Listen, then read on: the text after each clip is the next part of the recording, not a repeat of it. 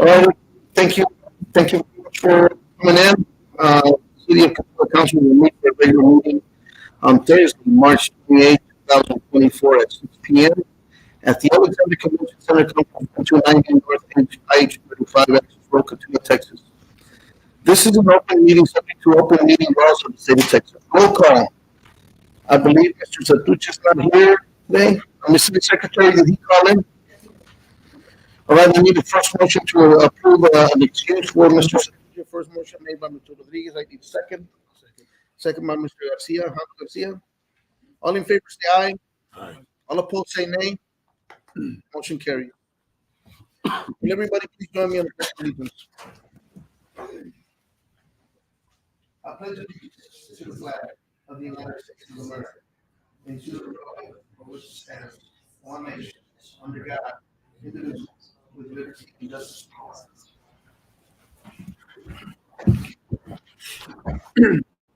Citizens to be heard. City Council cannot discuss any personal issue nor take any action taken on any given issue at this time. Ms. City Secretary, is there any citizens to be heard? Thank you very much for that. No, so there's no citizens to be heard. Moving on to item number 5, Deputy Mayor Committee reports. I believe municipal courts. Do we have that in your packet? Do we have Yes, anything Mayor, going on? You have all departments in your packet, and you're gonna have water, wastewater, gas, and the financial report has a presentation. So the other staff had a reschedule, well, we rescheduled the meeting and they had prior obligations this day. Okay, code compliance is also one of them.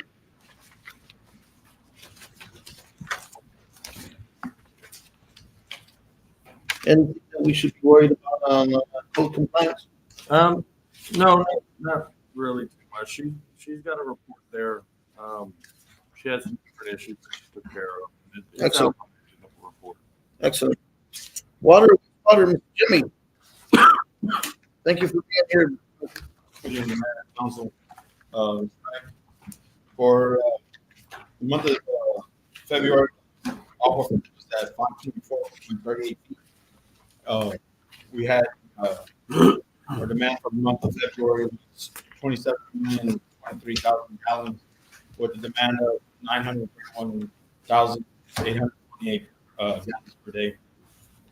The water also finished up the project they were working on in between in the area between Baylor and Miller Street. Just waiting on a fire hydrant to be delivered on backwater. So that water line, there was about 160 feet of 6-inch line that they replaced. That's pretty much it as far as the water goes. Do you have any questions? How about the, that was supposed to be fixed on The Dobie? well 9, that one is back up and running. We got it put back in service. I believe it was last week. We took our samples and got it up and running today.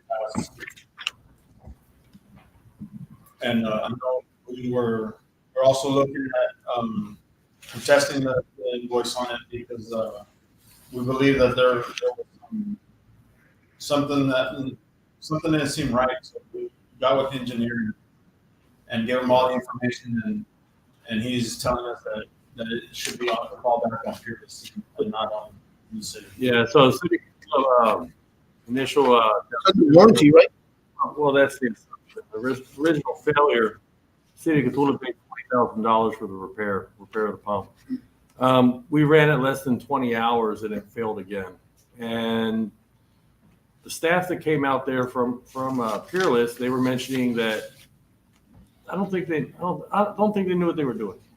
So they're saying, well, you should have a ground storage tank here. They were making a bunch of different reasons why it failed. So they pulled it out again. They see that there's wear and bearings in the pump that they put in, and they were looking to charge us another $20,000 on top of it. So at that point, we've contacted Don Berger with Tetra Tech, and we've given him all the information, and he's looking through it. Right now, seeing the correspondence, I believe that he has quite a few doubts to what they're what Yeah. they're claiming. And I know that on the last meeting we had, that we were supposed to change vendors and Correct. So Peerless is still on the job because their hands were on it throughout this whole Correct. ordeal. After this is all rectified, I will be looking for another vendor, which, you know, there are several around. Solonski's is in Crystal City. We did have good luck with them in the Yeah. past. There's multiple vendors that we could try. Advanced Waterworks, you know, different people. So we will be doing that. Do we need to go out for our RFPs? Yeah, we may need to, but maybe RFQ, request qualification. When it's an emergency though, that's where we Right, need to right, I understand. have it. Because all those bills are Yeah. a lot. So Yeah, well number 8, which we also had a problem around the same time with that one with the VFD. Miss Bianca has submitted that to our insurance for a refund or to be covered under our insurance policy, which was another $42,000 that went to Peerless. So different situation. Yeah. It was an electrical issue. and that one is running okay. That one has been running fine. too. Any other questions for Mr. Jimmy? appreciate it. Thank you for that. Wastewater? On the wastewater, don't really have much other than just to let the council know that the airport sewer line has been completed. There are some issues just that they have to come back out and replace or fix, which right after the rains, the trench line is caved in a little bit, so I sent pictures to Don over at Tetra Tech, the engineers that designed it, and he got with the contractors that they need to go in there and fix it. So once all that is done, we're gonna do a walkthrough or drive through there, and we're gonna come up with a punch list of things that need to be repaired or fixed. Maybe some manhole lids that I saw need to be raised up a little bit up to grade so they're not under the water when we do have a good rain amount. So what he's considering is a punch list. Like you said, there was a little bit of subsidence. It isn't terrible, but there's a little bit. You do have an agenda item for a pay app for T Construction. And that's the last one, right? That would be the last pay app, but we're still owed their retainage. So Okay. after that, I believe it's like $62,000 retainage that the city will hold until they Until the complete punch everything. list is fulfilled, yeah. Correct. Jimmy, what are the statuses of all the lift station that we have at this time? Right now, they're all working. I know Mr. Wright and I, we've discussed on one of them about upgrading it. And hopefully, if we can get some funds for it, we will look at upgrading the 468 where the old Rush truck stop used to be, because that one's undersized for all the flow that goes in. I'd like to speak about that one too, real quick. So the city of Catula completed a socioeconomic survey 2 months ago, approved through council. That survey showed median incomes in the city of Catula at $36,000. At that point, Texas Water Development Board, which also financed the city years ago at the tune of $19 million, and I think you got $1 million in loan forgiveness at that time. Being the circumstance in the city at this point, they're offering us a 70% loan forgiveness and 30% that we would have to pay back. Obligation payment, yeah. So theoretically, I don't know at this point what Texas Water Development Board is going to offer us. It really depends on our current finance. But theoretically, if the city was to take out another $20 million obligation, we would have a $14 million grant in that obligation. And we'd have to pay back $6 million. So the amount of need in the community, you know, we have plenty of need. And as Jimmy's speaking of, there is a lift station located at FM 468. There's actually 2 of them. One's a newer one, one's an older one. It's by the Volvo Center. That lift station receives water from where McDonald's, Godel subdivision, which everything in that area goes to a lift station there and then pushes over to that lift station. And then there's a second lift station that goes to that one. The important part to this is that the other 2 lift stations, they're rated at 850 gallons a minute. The one they're going to is rated at 350 gallons a minute. So you have 2 lift stations going to one that can't handle the load. So this is where we're looking, if we're able to get finance and get a grant, Upgrade. obviously to upgrade. So, and well, along with quite a few other projects, including a new water well ground storage tank for well number 9, Right. which has a direct inject system at this point. Some sewer line replacements where we have clay line in the system, some cast iron line that we still have in our system, approximately 10,000 feet to also be replaced. So that's just a hint of some of the projects we're probably looking at. Wastewater plant, we have plans completed already and on the shelf for a $3.5 million project there. It's generally a maintenance project to get the plant running, which it runs how it's supposed to, but some things are broke down Yeah. and need to be Just a repaired. new upgraded. Correct. Jimmy, I have another questions for you. Do we have access to the lift station at the Jack Curtis Yes, sir. property? Yes, sir, we do. What's the status on the sewer machines at this time? I'm sorry? The status on the sewer machines? Sewer machines, we have one that is in operation and the other one's in the shop. What's the status on your vehicles at this time for both water and wastewater?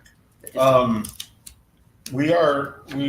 We're just one truck short. I know we have ordered one, which will maybe here next week. They were putting in a bed on there. And that, I mean, majority of our trucks are fairly new, so maybe 2 older ones. And when I'm talking older, I think it's a 2009 and then I'm not sure what year the other F-350 with the service bed is, but I mean it's not I that think old. that's a 2021, and then Mr. Galvan's old truck still in service, and that was a 2015 model. The council also approved for me to proceed and take out a loan through Government Capital last month. Government Capital did finance us. They did fund us on Tuesday this week. So we have called for the street sweeper. I expect the street sweeper next week. The truck that Jimmy's inquiring about is it's going to be a 3500 Chevrolet with a utility bed on it. That one is going to be probably 2 weeks. And then there's a third truck that is coming that's a Ford. And we changed brands because of pricing. We were able to get better pricing depending on what it was. Mhm. I believe that one's in the next 2 weeks also.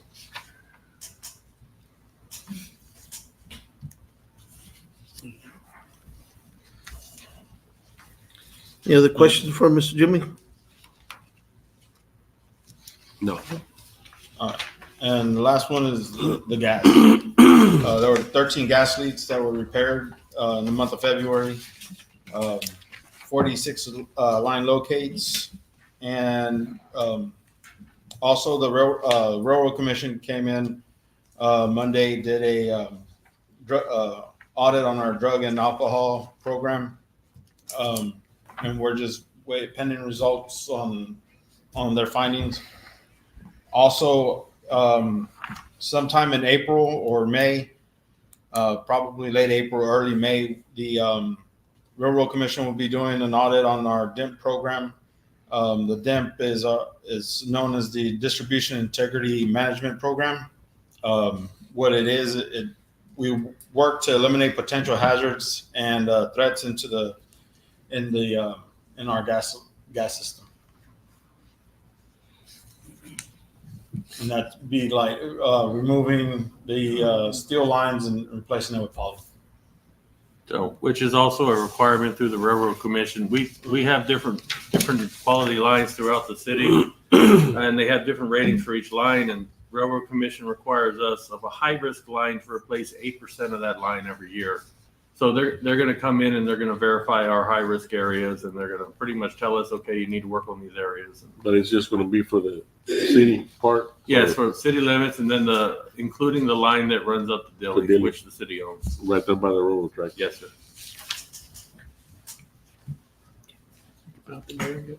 And, also I forgot for the month of February, the gas price we had was $4.04 per cubic foot, and the amount of gas that the city had bought was 3,147 cubic feet. So, if there's any other questions?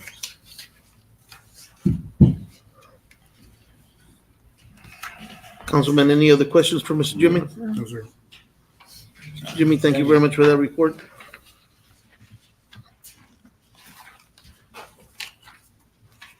Councilman, on streets and sanitation and animal control, the reports are in your packet. I don't know if you have any questions or you were able to review them. I have one comment there. Go ahead. So the sanitation department, they did do the cleanup over the weekend. The city has 8 40-yard dumpsters, and they take 6 out for the cleanup. They had all 6 of them filled by noon. They started sending people over to the transfer station for the last 2 dumpsters, and they also filled those. So the one that we had last week was really a great success. We had a lot of people come out and a lot of people contribute. The staff that was involved did an excellent job, and they worked very hard to complete that event. I have a question, David. Yes, sir. The scrap metal, the money is made off the scrap metal. Where does it go to? It's deposited in the general fund.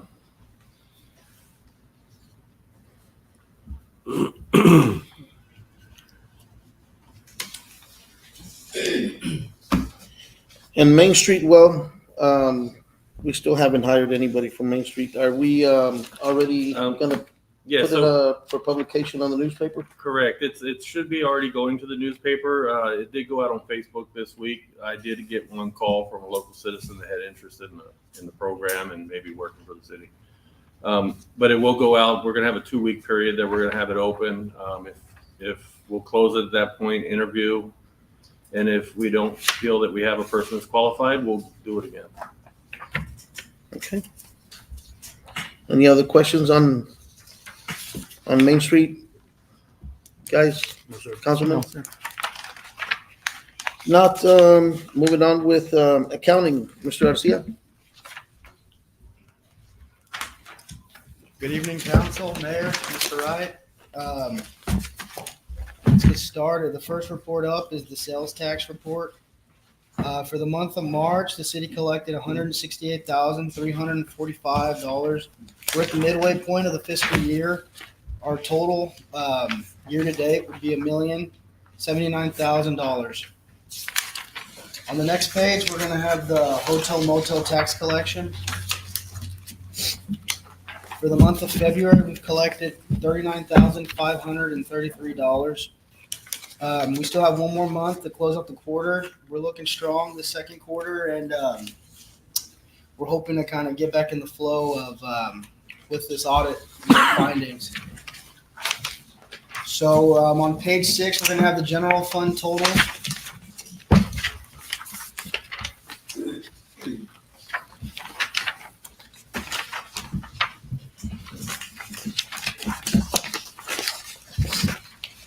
The general fund total revenues was $1,285,064. Total expenditures $1,084,737, which is a net income of $200,326.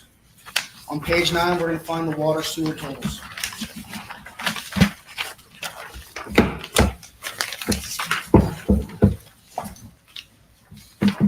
Water sewer total revenue year to date, $700,389. Total expenditures, $622,643, which is net income of $77,745. On page 11, we're going to have the municipal gas fund totals.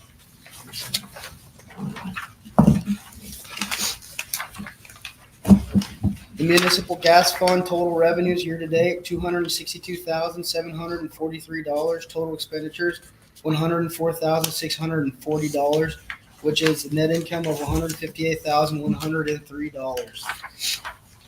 On page 13, we're going to find the solid waste totals.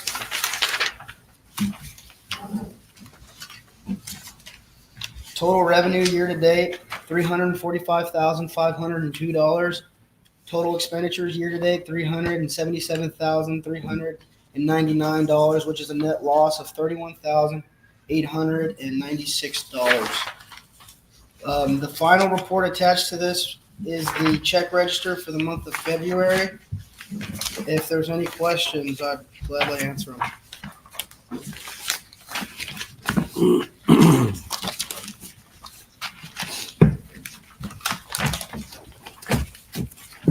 Councilman, any questions for Mr. Garcia? Have we made all the payments on any bonds that we have outstanding to this date? That I've seen, we're up to date on everything. Usually, Georgia handles that We really. just sent $1 million check, please. Once she gets any, We had three You know, different loans that we paid. invoice that have payments that totaled were- to about that The 300. the wastewater, the loss was for We had the, one for $1 million The- something like. was it for the Oh, that's the equipment? total. all of them. probably, and, well, there's a number of reasons, but mainly because of the equipment that we purchased for that fund.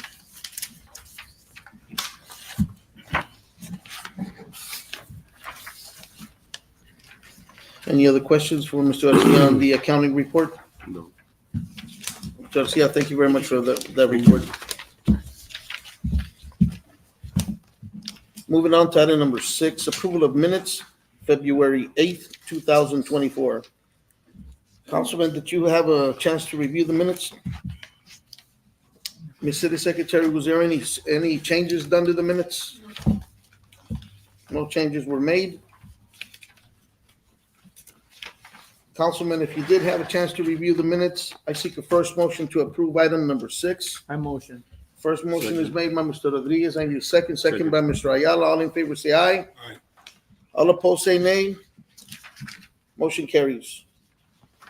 Moving on to item number 7, discussion of possible actions on an ordinance of the City of Cotulla, Texas, amending Chapter 24, Health and Sanitation, adding Art 1, Division 1, generally sections 24 through 1 or dash 1, assistance authorized 24-2, application for assistance, 24-3, scope for service cost, 24-4, statement of expense, lien, 24-5, limitation of liability, 24-6, form declaring a public purpose, providing a repeller, incorporating recitals, providing for severability, and declaring an effective date.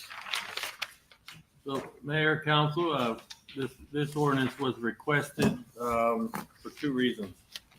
The first reason is for year after year, we've done some work on private property. The city has. You have sewer backups. We shoot the clean outs of private citizens as a courtesy. The problem is that when we do it, we don't have no release from the city. We have no paperwork saying that we release the city of any liability. Number one. So the other thing is part of this section here is that we do demolitions on houses. People request a demolition. We charge a price. Well, the way things work currently is they call, they requested, a work order is made. Mr. Thomas goes out, looks at the property, says it's going to be this much money. He calls the office and tells the office, well, it's going to be $1,500. The office charges, issues a receipt. There's no paperwork in the middle. So what this ordinance does is it directs staff to also, have a release and have paperwork and put the prices down and to make sure that we're doing our due course. The second part of this ordinance also is that there are quite a few people in town that are in dire need of help and assistance on their property. There's people that have a lot of different items, or they are retired and they're on a fixed income and they can't per se cut their grass. Well, They're they in can their possibly, 70s or 80s. correct. So they could possibly call the city, and with my approval, I would allow a city worker to go ahead and go and take care of that. There is a section in the paperwork where we would charge to do that kind of thing. Depending on situation, which would depend on how much we charge or if we charge at all. And like the mayor saying, if it's a 70, 80-year-old person that just does not have the ability, family's gone, and we're aware of that, we're going to help them. So this has come to me quite a few times from the council, and this is the ordinance to make it happen. Yeah, these elderly, sometimes due to high winds, act of God and all of that, The trees. trees fall down in their properties. And not just necessarily the elderly or the disabled, it could be anybody. Would that exclude the liability of, rock hits Window. a window or and all that? Yeah, so if we work on private property at any point, there will be a release sign before we do anything. And Steve is designed a release for that. That the city is not responsible. Yeah. Correct. A couple of things. I think this came up back in probably January, and we didn't get to it now, but Actually, it probably came back, probably 2016, 17, but we just never did anything about changing the ordinances until now. well, Because there's been several times where we've helped people and, right. a bunch of times. As a matter of fact. So we have for many years now been doing work where there is an agreement and where we're getting a lien and we're filing the lien on the property. And those are circumstances where we know they're not going to pay us. And we get the lien, we file the lien. There was an issue that came up probably last quarter of last year, where somebody was requesting a release of lien, right? And I got an email saying, hey, prepare a release of lien. So I emailed back, where's the lien? There was no lien that was ever filed. And the response I got was, well, this person came in and paid cash. Well, I mean, it was, whether they did or they didn't, the fact of the matter is that the city never filed a lien. It has to go to the courthouse. You have to record the lien. You can't just leave it at City Hall. It's got to be put, it's still valid at City Hall.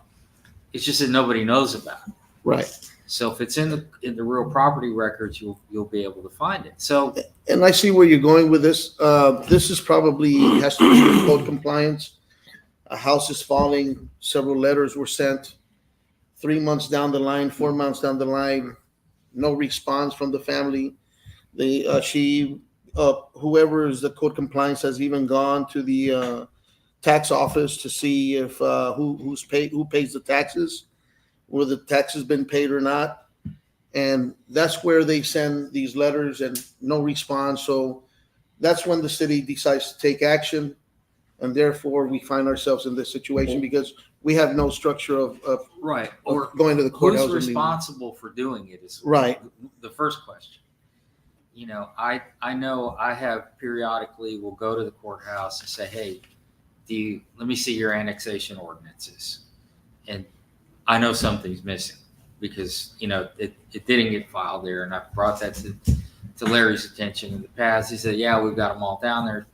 These are things that have to be done. People come and go from the city, not that often. They retire, they die. Nobody knows whatever happened, and you've got a new person in there that's not responsible because they don't know what occurred. On the annexations and also new builds, properties that are going to be annexed in and new builds such as, I'll give you an example, Flying J, Stripes. We would actually have everything at the city. And it got to the point because what you're saying is true. That nobody would come over and pick them up or something. So we designed a page to where we started to shuttle them and drop off the paperwork so it can be recorded. And they had to sign off on the sheet because of those issues. Or there can be circumstances where you can make them do it and bring it back to you recorded. Well, see, that's the thing. They wouldn't do it. They wouldn't come and pick up the paperwork, and we would call them to come and pick them up. Then you give them a stop work order. Right. But I'm just saying that this was an example. Okay, so Yes. This is a little bit different because this is, hey, this program's available. Mm-hmm. And if you look at the ordinance, and I don't think it's in your packet, or I didn't see it. Not the entire, just the. It's a may. The city may do it. It doesn't require the city to Right. do it. Correct. Okay. That's correct. So it's up to the city to decide whether they want to do it or not. Or it could also depend on our availability and our resource to do it. Right. And I think this also could be something that if you have a code compliance issue or some other issue, you can say, hey, you can tell the person, hey, this is available. Fill this paperwork out, you know, and we'll see. We'll take care of it. see Yeah, what we'll we see what we wanna can do, yeah. So once the lien is filed, it's there forever. So if that property ever gets sold, and if they do it the right way, you know, they'll get that in a title report, and they'll see that there was a lien and things of that sort. So even if say that you had a lot that got sold between two individuals and somebody just gives them a deed and they go on, you know, I mean, that happens. That lien doesn't go away, because once it's filed in the public records, the world is on notice that the city has a priority on that. So when Ron Rocha comes around, you know, and they do run the title reports, and they will see those reports in there, those have to be paid first before anybody else gets paid. And so, you know, I think it's a good program. I have talked to David in the past about having somebody who's basically in charge of making sure these things get done. You know, that and they're not that many of them. You know, Yeah. that, you know, if we enter into a 3-year contract with somebody knows when the 3 years is up, right? You know, so those are housekeeping things that need to be done, and it does create a problem. Yeah, it Because does. something again, somebody retires, somebody moves away, somebody dies, somebody quits. That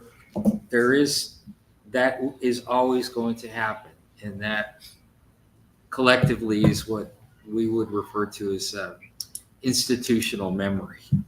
You know, who knows what happened 10 years ago if nobody that's working at the city has been at the city for 10 years. You know, there's got to be a way to go back and look and recreate those things.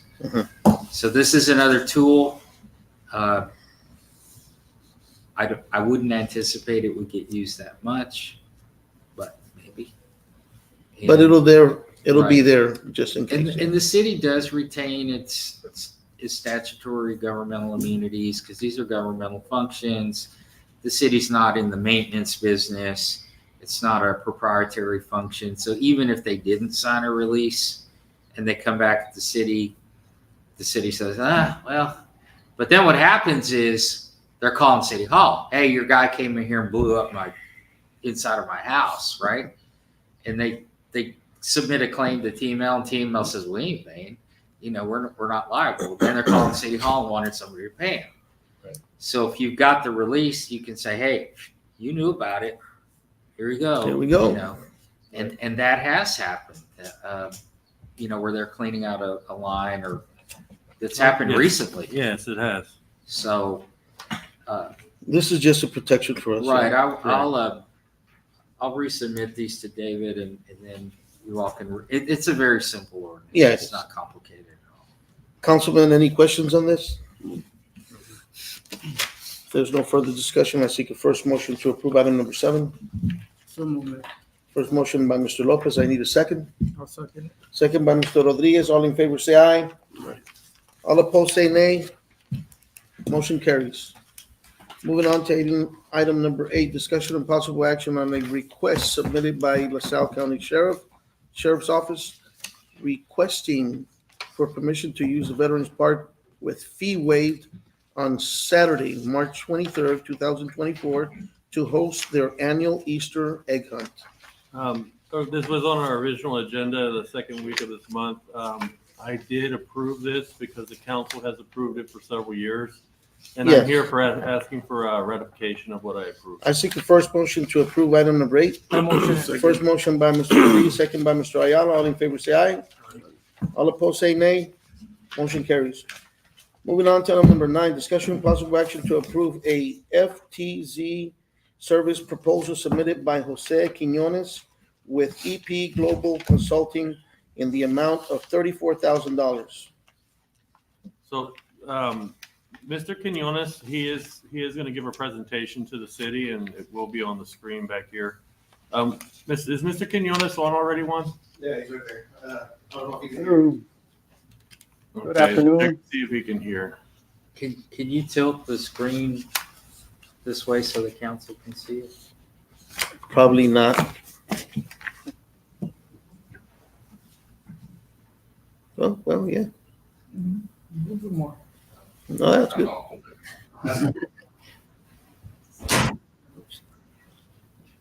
Thank you, Mark.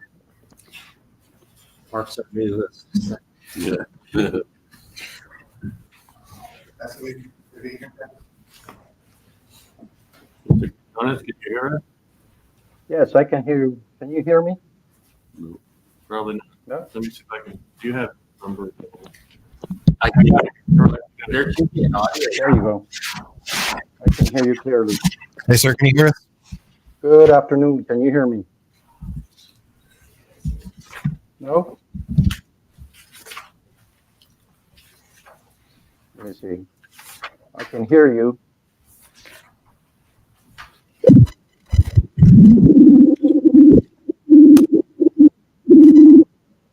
Hello?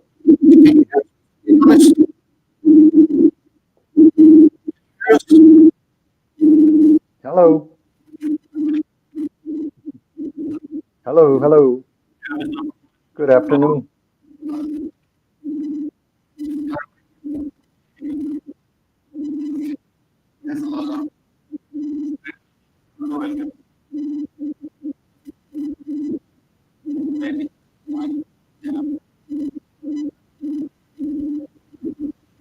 Let me try and disconnect from the YouTube. That helps.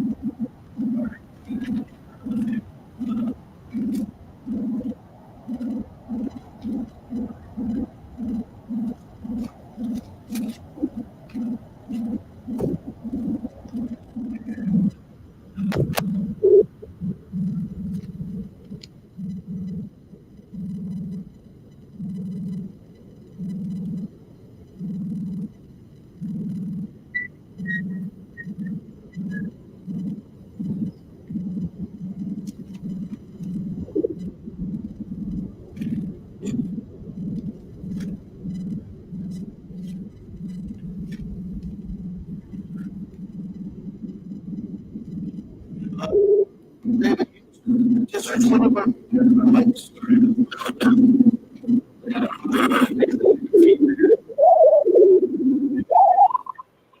the mic, so go ahead, sir. Okay. Well, very quickly, the story about me. I've been in the country on business most of my professional life. I'm sure you look quickly at my credentials. I am an accredited zone specialist. I'm also a certified zone specialist.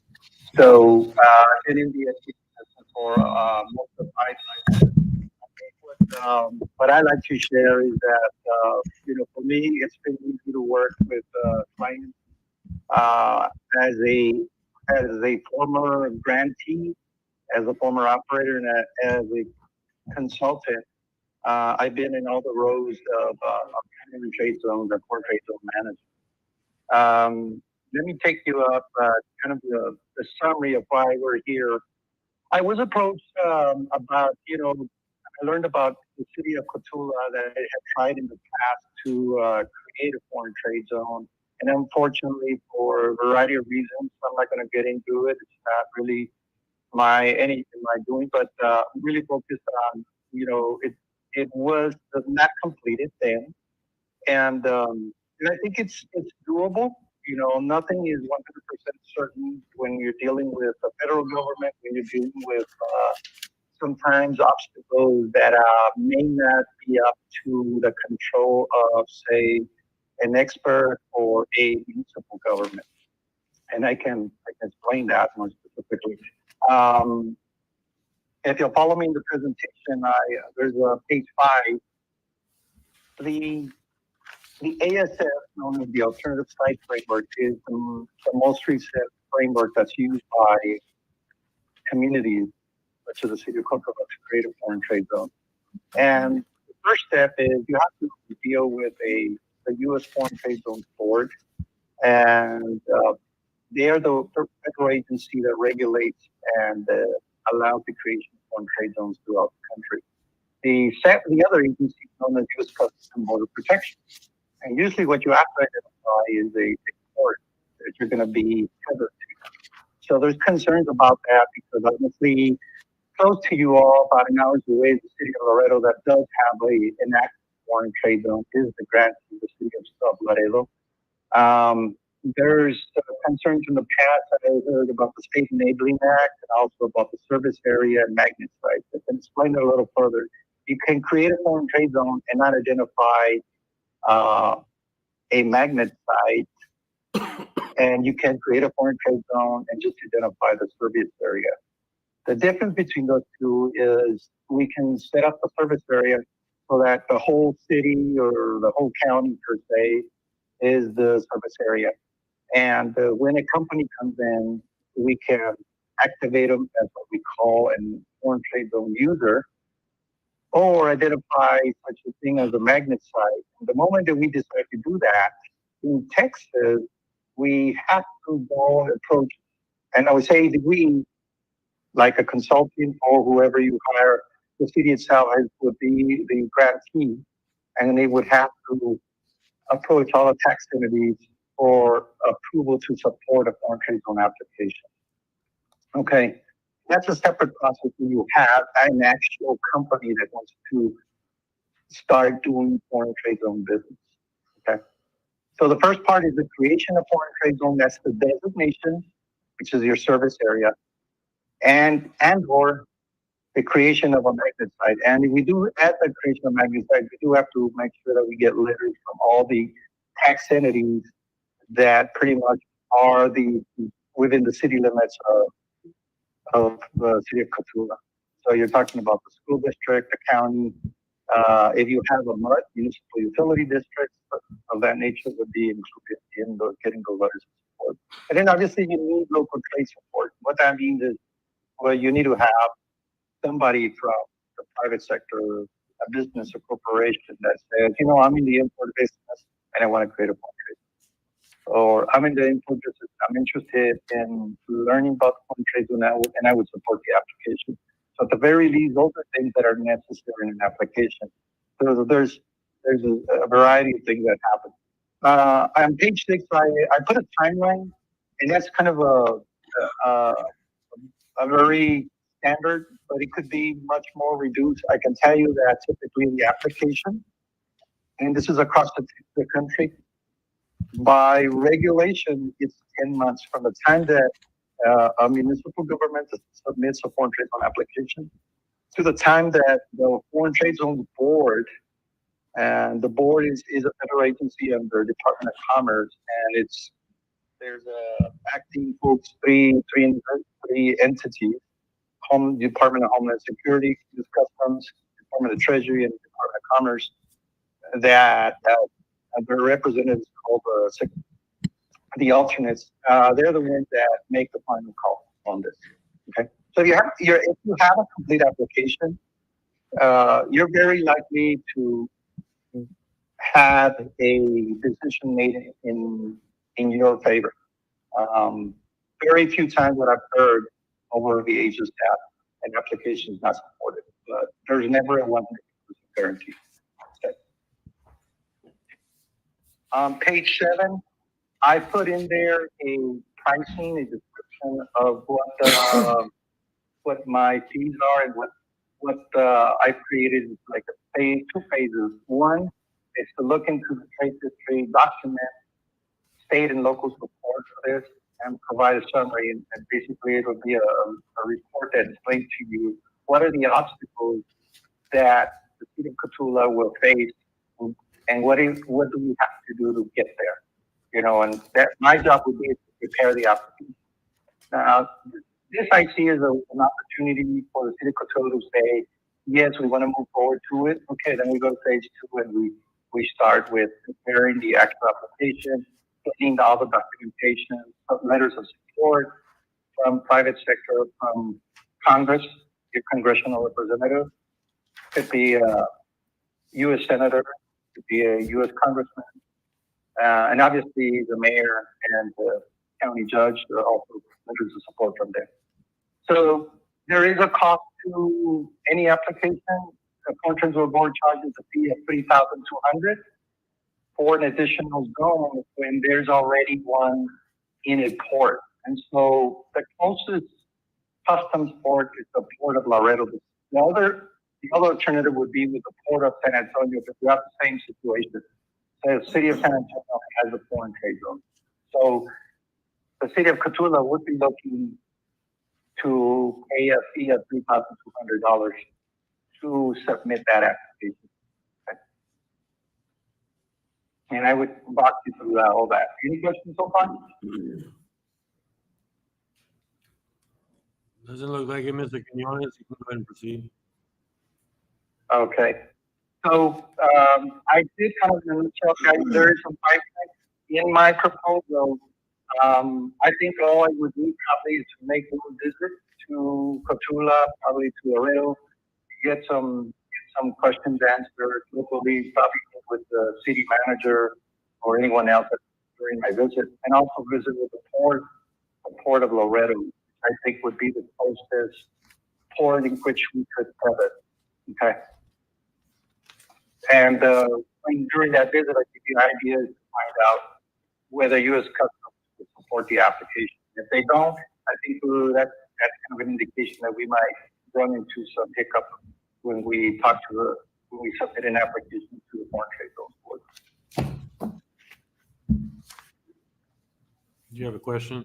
Okay. You can be 34,000 feet. That's for the phase So, 1 and the phase 2. phase 1 and phase 2. That's the total cost. Hello? I was just wondering if it says phase 1 and phase 2. I don't know what the difference. You know. Well, I submitted a revised proposal to Mr. Peña, and my original proposal was for 34,000. It was, as stated there, the proposal was valid for 20 days. Obviously, my proposal was submitted to the city on February 15th. We're beyond the 20 days. There are additional costs that I'm going to incur that I didn't take into consideration, and those are insurance costs that I've been made aware of, and I don't mind having to cover it, but it also increases my price. Mr. Peña, will you please share that proposal? The only difference is it's gone from 34,000 to 39,000. Yes, we have certain things that we require of all of our professional service agreements. As far as I know, Mr. Quinones is basically doing the work. I have some staff. There was a requirement for automobile liability insurance, and the city as an additional insured, contractual liability, and also a errors and omissions policy. There's not much way of liability, but we require that of everybody. And unfortunately, those things are not cheap anymore. They ever were. I did have a couple of things. The city tried to do this a couple of times, and I'm not sure exactly what happened the first time. And that was when Larry was kind of heading that up in the mid 20 teens with John Adams and some other people. But we did have a lot of the information. I don't know how much of that is usable still or may need to be updated, but it's at least a starting point. The city's application to enact legislation to allow it to apply to create its own zone met with a political punch in the face from the state legislature. So I think that the things that Mr. Quinones is telling us tonight is this is how you do it. But at the end of the day, it's a political process. So if somebody down in Laredo or somebody in San Antonio or some congressman decides he doesn't want this, then you're probably not going to get it. This is an alternative site framework. I'm not exactly sure how that works, but it gets around the requirement of enacting legislation from the legislature. So one of the choices that the city may need to consider when it applies is, can you get Henry Cuellar involved? Because this is federal stuff. Can you get, I can't remember the other guy's name, that was in the Navy. He's a Republican. There's a couple of them from this area. But he's another congressman. He's got signs up everywhere. So I think that I know Laredo has opposed some things that we've tried to do before. I think Larry was trying to get some border patrol thing going on up here for their airplanes or helicopters, and The Air Marine side of it. yeah, that went over A portion of it, like a actually. lead balloon. So, there can be no guarantee other than that we're going to give it the best effort that we can. Mr. Quinones was made known to me by John Keck, who's a local businessman who was involved in Las Palmas, and I don't know how he found Mr. Quinones exactly, but I know that Mr. Quinones did this for the city of Socorro, which is a city outside of El Paso, which I think is much bigger than Cotulla. And if I'm correct, I think they did get one there, or maybe they're in the process of getting one. So They got it. He So- said they got it. so that's how he got on Mr. Keck's radar. I guess Mr. Keck kind of went out of his way to. He has been involved in this, and he has been suggesting these people. It is a big deal. I think that we've talked about this before. Cotulla is the next largest city north of Laredo. Laredo is expanding northwards, and I never can remember what the new NAFTA thing is called, but whatever it's called, there's a huge amounts of international trade that's going on here, and that's what this would be designed for. And if we, so it looks like we're approaching the city of Laredo is to piggyback right off of theirs. Is that, Yeah, I'm not sure how it intent- works. That's but it, I'm saying though. Laredo has a porn trade zone. correct. We wouldn't be picking up. Okay. We would be And- creating a new porn trade zone for Cotulla. And by approaching Laredo, do they have something to gain if they allow us to do this or give us the green light? No, they don't have, there wouldn't be nothing that they would Okay. get off of it. If I could, real quick, for people that may not know what the benefit of a foreign trade zone is to our community, what we're doing is we're establishing an area in the city to allow foreign companies to come in and hold their material to build a product tax-free. From what I see, one of my biggest questions when we initially looked into this was that how much used are they in the state? And it seems that they're well utilized, and if we had one in Cotulla, that it would be utilized. These companies from foreign countries, they're going to bring in their material in the foreign trade zone. They can also construct whatever product they're making in that foreign trade zone and pay one tax for a completed product versus taxing all the little pieces and parts for that product once it leaves the foreign trade zone. Biggest benefit to Cotulla, I would say, is jobs. You know, you're creating a zone that we could potentially have manufacturing, and that may be a benefit. That is definitely a benefit to the community, and it could be a trigger to make more growth come into the community. Very true. So, I mean, it's a chance we're taking, but it may be, if it works out in our favor, it was a very good decision. This is also an opportunity for Cotulla not just to have jobs in the oil field, but also, in Absolutely. warehouses and Diversification. yes, and it just offers our citizens a lot more than what we already have. So Well, Ernie De La Rosa was in here with his plans, and the idea is, I don't know, Mr. Quinones doesn't know who Ernie De La Rosa is, but he did an economic development plan for the city that did. He may have mentioned foreign trade zones in there, but he's not involved in that at all. And one of the things that the city probably needs more than anything else is some competition at the local grocery store level. Right. And in Texas, of course, that the big kid on the block is, HEB in this part of the state. How do you get an HEB here? How do you get a Walmart here? Well, you've got to have the economic base the growth. for them to come in and to do these things, and just preparing a report telling them how great you are is not going to get them to come here. They're going to decide to come here because they decided to come here. And then if they can take advantage of any kind of development program or tax break or whatever they may be able to get, of course they're going to do it.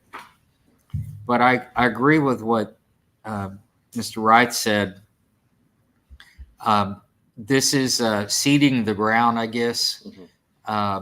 Where the companies locate, if they see that this is available to them, depending on the type of company that it is and what they're doing. You could have warehouse jobs. You could have trucking jobs. I could see a truck terminal being located here, hiring local drivers, people that want to work. There actually is already interest in a foreign trade zone from companies in Cotulla. Companies that are currently not here wanting to come in if we had this available. Yeah, for the record, there's always been interest in the foreign trade zone. I even had a visit back in 2016 from the mayor of New Brazil. Apparently, Brazil is very big in chocolate, and they wanted to do some sort of an assembly line or a factory here.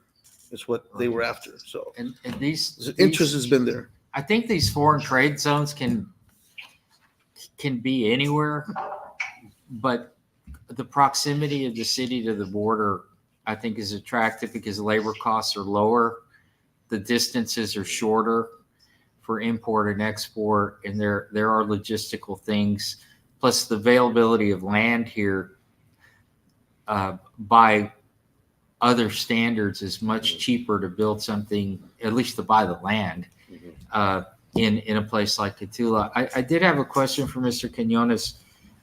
If Cotulla were to obtain a foreign trade zone designation under the alternative site framework, is that equivalent to getting a standalone designation that the legislature would have authorized? are there any limitations because you got it that Well, way? I'm glad you asked the question. I mean, we're talking about the state legislature. Is that correct? Yes, sir. So it's funny because originally, in 30, 40 years ago, when Texas took off creating foreign trade zones throughout these border cities and major metros, they started by enabling law. That was the old way of doing things. But most recently, I'm gonna bring you up to 2014 to 2024. The last 10 years, many zones, even in Texas, have been created without state enabling legislation. Now, what I want to clarify to you is the federal government requires you to have a state enabling legislation that says Texas allows the creation of foreign trade zones. So if you read the code in the state enabling, it says, I don't have it in front of me, but if you read it, Mr. Peña, you will find that there's a section or a provision that says general designation. That's where all these other foreign trade zones have come in because they don't have state-specific legislation that allow the creation of that specific zone in that city. Okay. In lieu of that, you have the general provision in there that allows cities such as Socorro, such as Cotulla, such as Lufkin, Texas. That's one of the most recent. I think in 2019 or 2022, they created their foreign trade zone in Lufkin, Texas.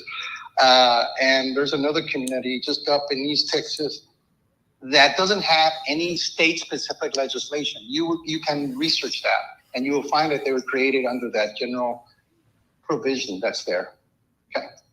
So I understand that, maybe when you were creating it, you all took the direction of trying to get state-specific legislation, and there's nothing wrong with that. But that's not what the federal government was specifically asking to you. It's just saying, do you have state legislation that says you can create a foreign trade zone? It's general enough that says communities that are in a border, that are border cities, or that fits the general provision. If your community fits that, then you don't need state specific for your community. Excellent. I did have one follow-up. What in your estimation is the political factor in getting these things through normally? I mean, is it 10%, 90%, 50%, or does it just depend if somebody decides they just don't want it? Well, the percent of probability that an application will go to will depend a lot on local support. And what I mean by that, are the local tax entities on board? Are they aligned with the city? 1. 2, is there local business support for it?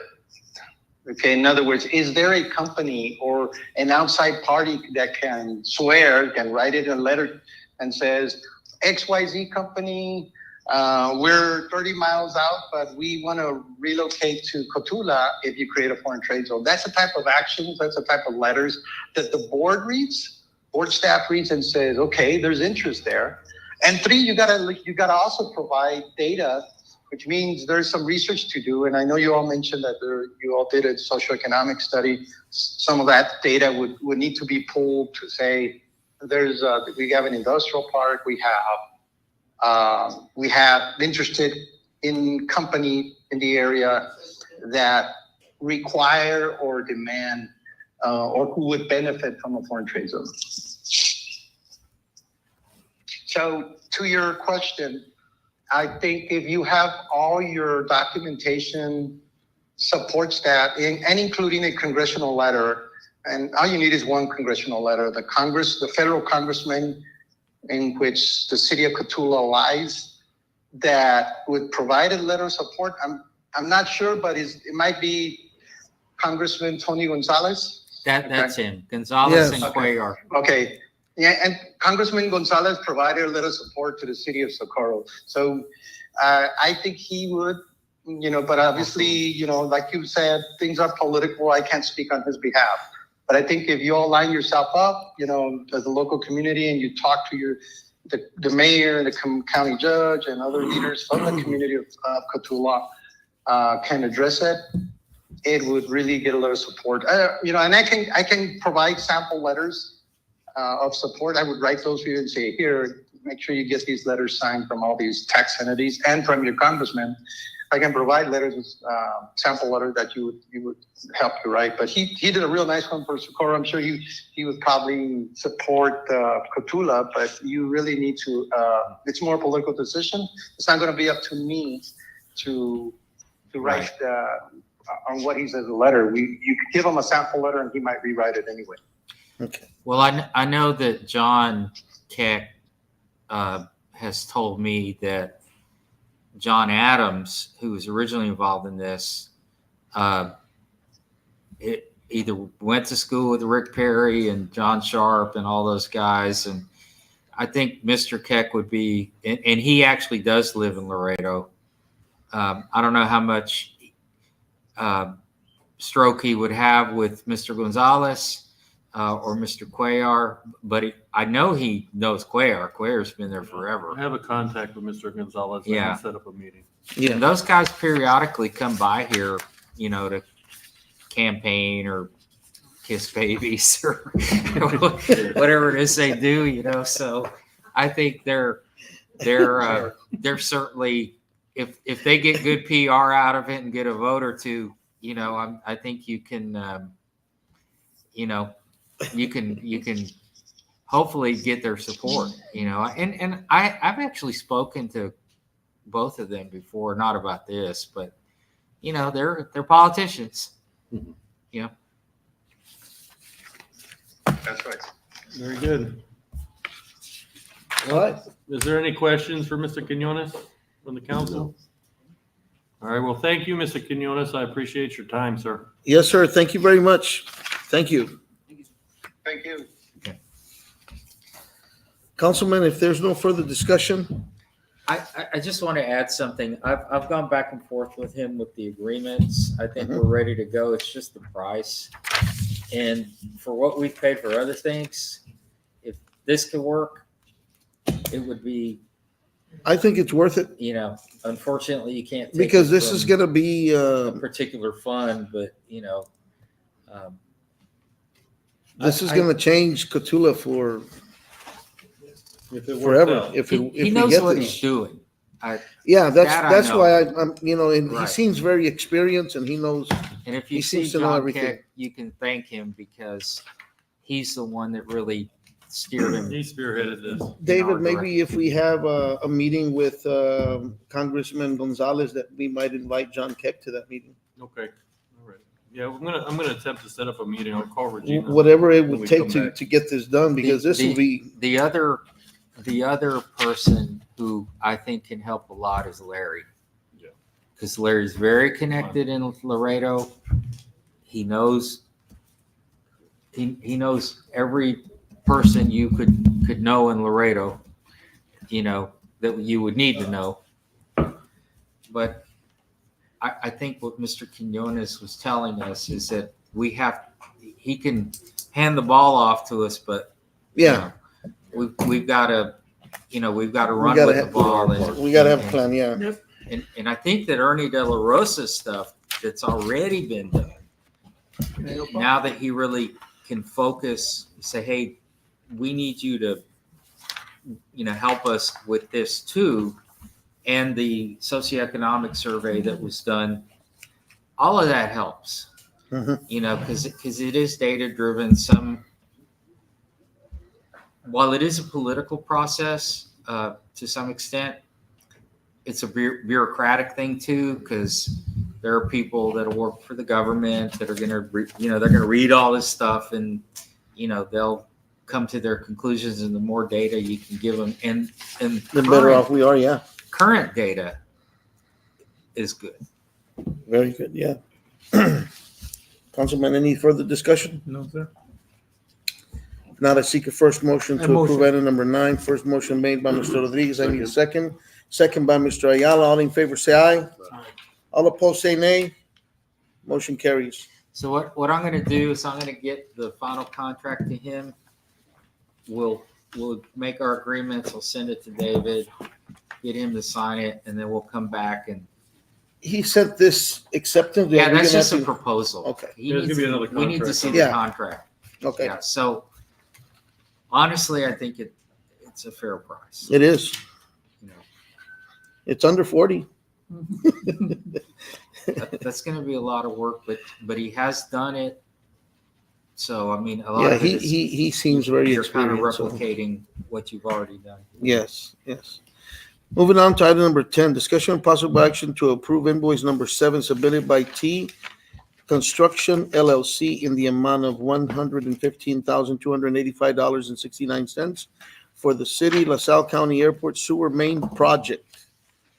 Jimmy was talking about this earlier. Yeah, so this is a pay app. This will be the final pay app for the sewer line going to the airport. City recommends payment of this pay app. And then we still have retainer, right? There's gonna be a retainage of $61,109.54. So anything in the punch list that's not completed, we're holding that money for that. Councilman, any questions on item number 10? No, sir. Not, I seek a first motion to approve item number 10. First motion made by Mr. Rodriguez. I need a second. Second. Second by Mr. Hondo Garcia. All in favor, say aye. All opposed, say nay. Motion carries. Moving on to item number 11.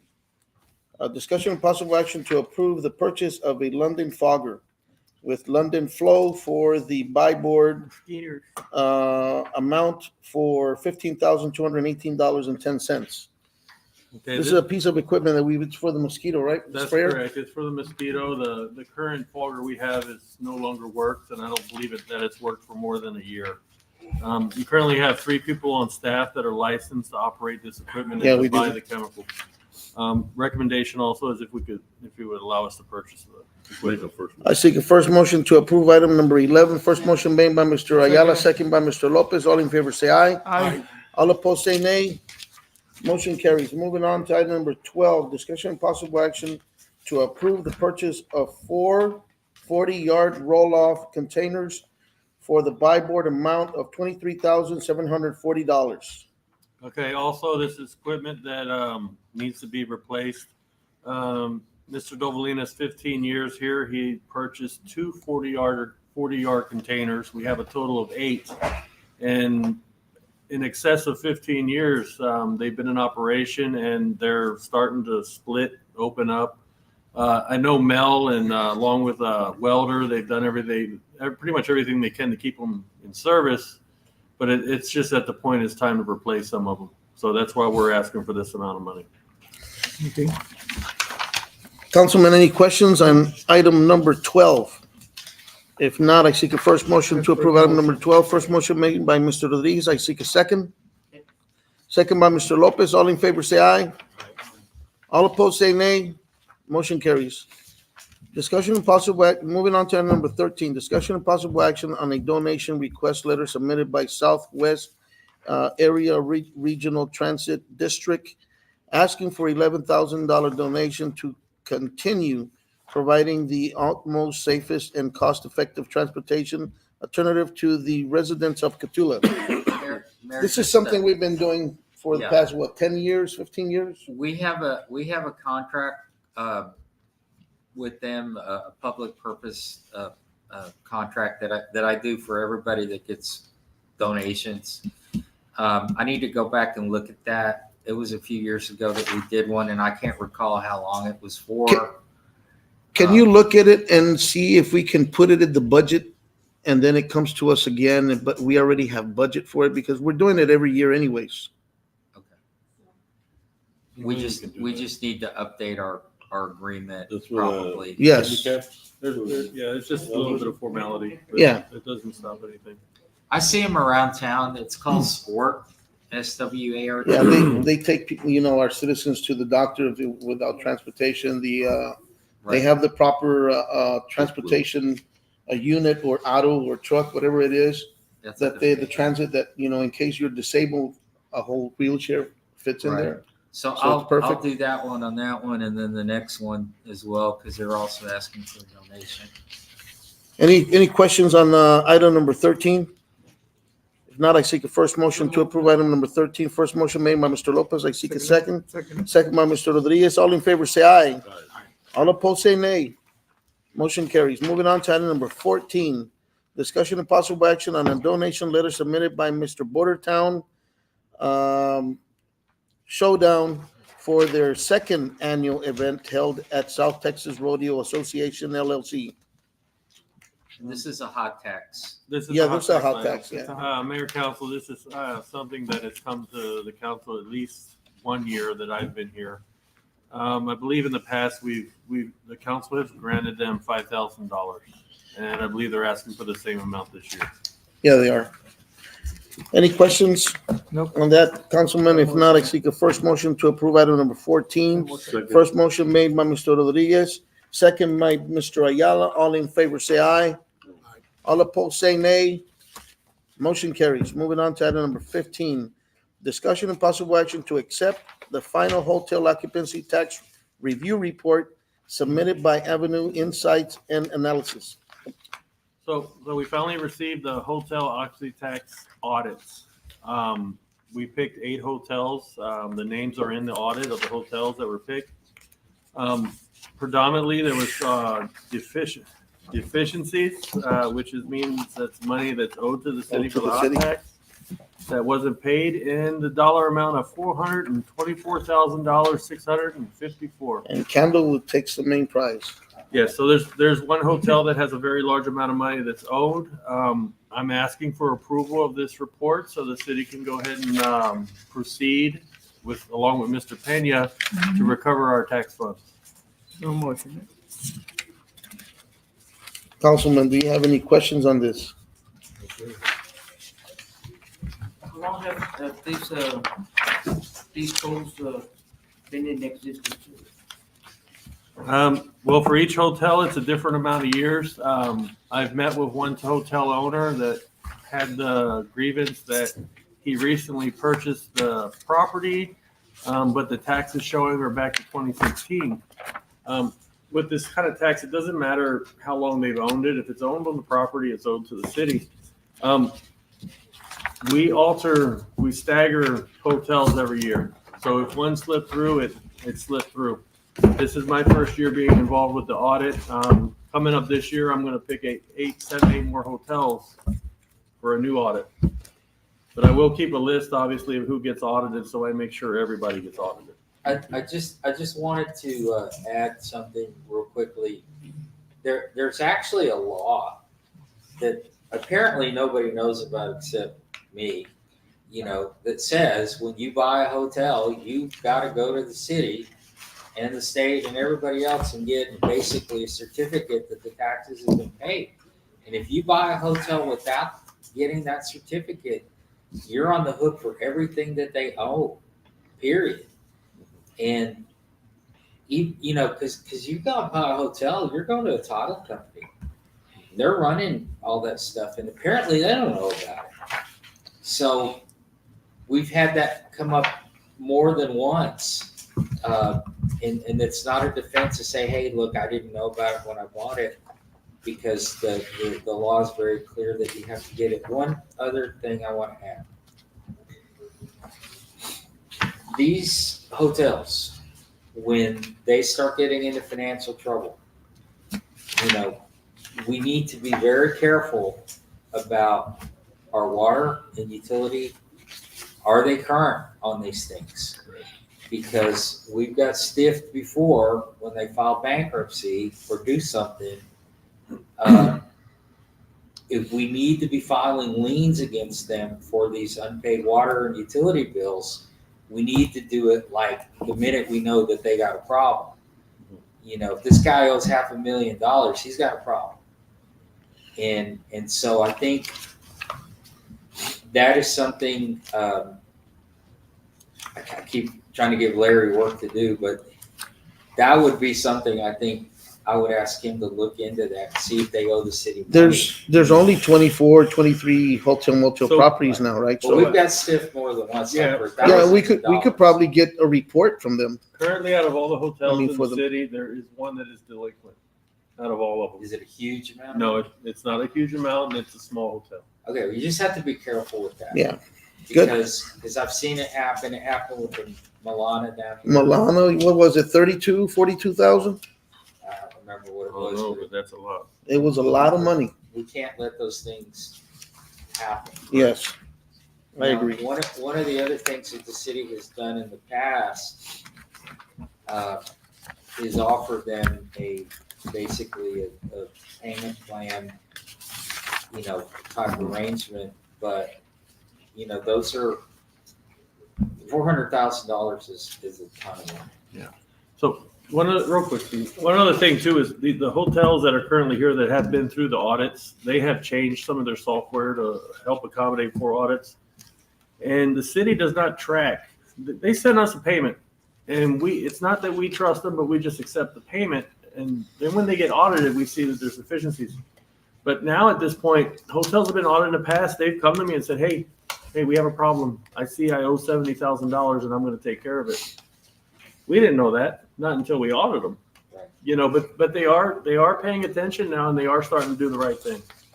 So from kind of piggybacking on what I had talked about earlier, we do need at some point to look at having somebody at the administrative level that can deal with this. Because these are hundreds of thousands of dollars potentially, because we just haven't been as proactive as we can be about going out and making sure that these things. I'm actually shocked at the amount of money, because the last one I did was like 130,000, and this is like 4 times that amount. Yeah. right. So these are not dischargeable in bankruptcy. So taxes, you generally, because they attach to the land, but still, Katula, looking at the administrative setup that we have, we really do need to have somebody that's kind of your troubleshooter, that can go ahead and pay attention to these things and get out ahead of them, because we know where the problem's going to come from. It's true. Councilman, any further discussions or any questions on item number 15? A comment. Go ahead, Mr. Lopez. It's like Mr. Peña was recommending that we have administrative monitor these issues a little bit closer. So we might have this amount later on in the year. Okay. I'm going to say something. So with hot tax, these kind of things are not monitored until it's audited.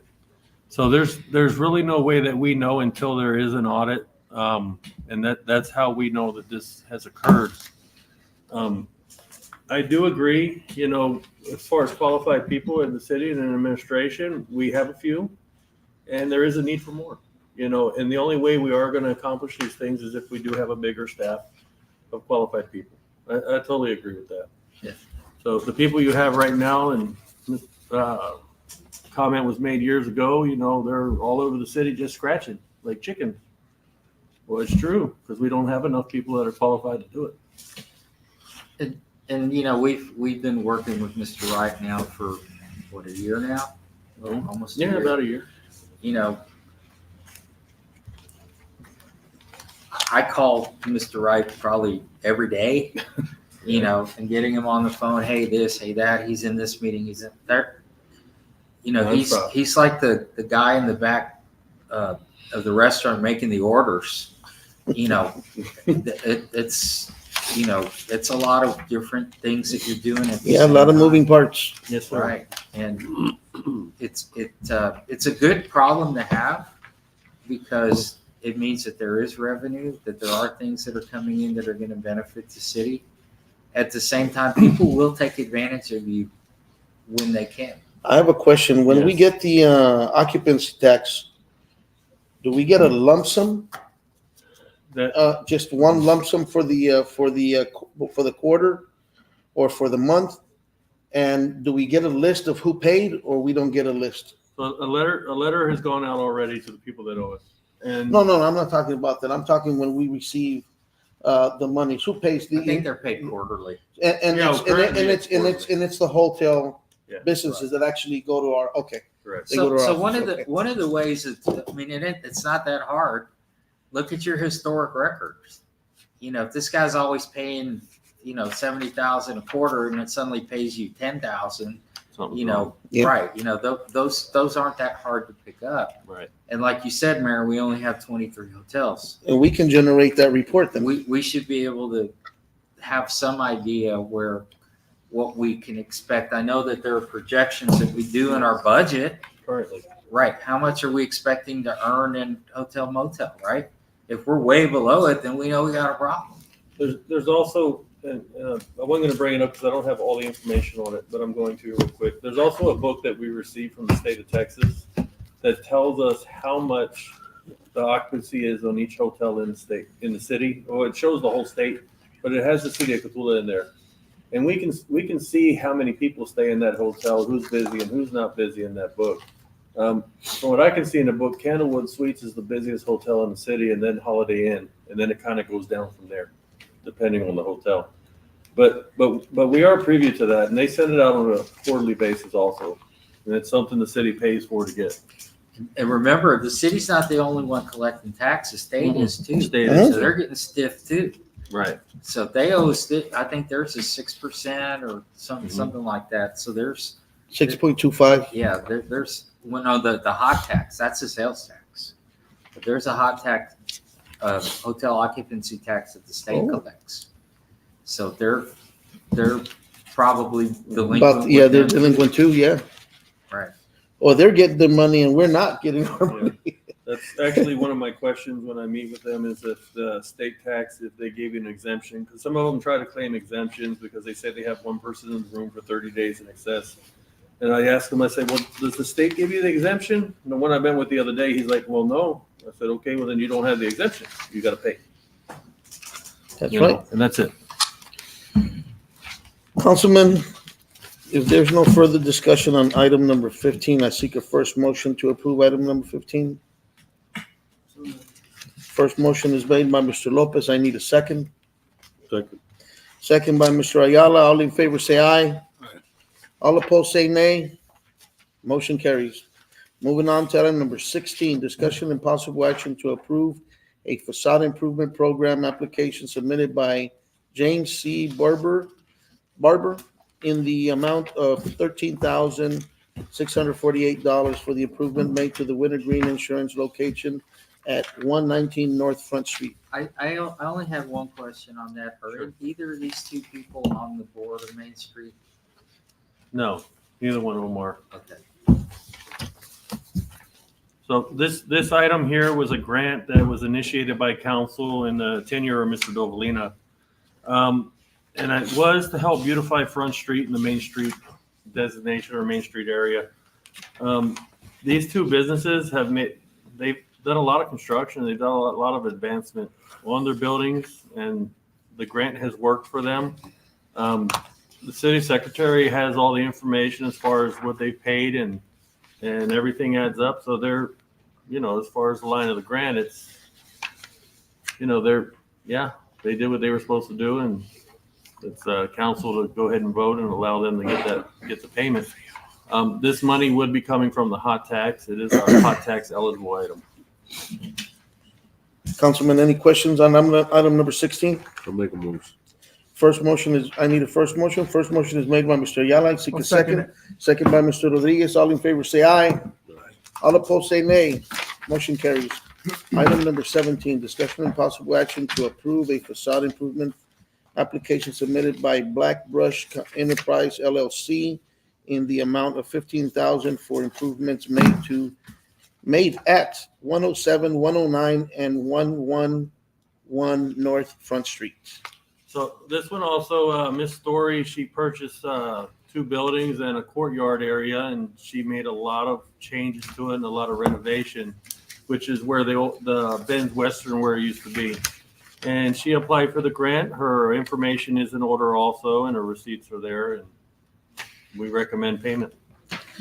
If you guys, Councilman, if you have a chance to drop by, It's nice. these places look really, really nice. It's very, um, very good. They open them on Saturdays, I believe, or Sundays. They have like little pop-ups. Is that what it Yeah, is? she's doing pop-ups in the courtyard. Yeah, so it's really nice. She's getting quite a bit of attention, so take a look at that. And I urge the citizens also of Cotulla to go and check them out. Yes, Miss Story's business, I believe, is open daily, and there's actually getting ready to be another Western wear store put in next to her. Wow. So that'll be open there also. So if there's no further questions on item number 17, I seek a first motion to approve item number 17. First motion made by Mr. Lopez, second by Mr. Rodriguez. All in favor, say aye. All opposed, say nay. Motion carries. Moving on to item number 18, discussion possible action to accept the donation to the Main Street program from Ace Hardware in the amount of $200. All donations that come in the city, no matter where they're coming from, I ask for council action to accept the donation. So that's pretty much what this is. They're giving us a $200 for the Main Street program, and Okay. I'd like the council to accept it. Council, any questions on that? A motion. If not, I seek a first motion to approve item number 18. First motion made by Mr. Rodriguez. First motion made by Mr. Rodriguez, second by Mr. Ayala. All in favor, say aye. All opposed, say nay. Motion carries. All right, item number 18, closed session. Texas Government Code and Section 551.071, consultation with attorney. 551.74, personal matters. Letter A, FMLA, Abel Roman Sr. Letter B, Housing Authority. And it is now 7:32.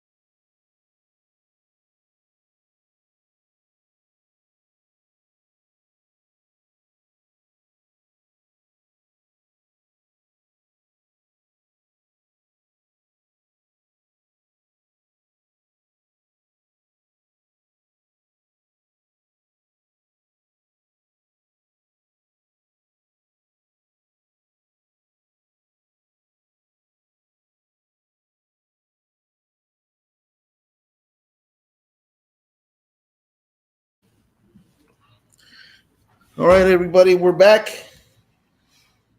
Thank you all for waiting. It is now 8:25.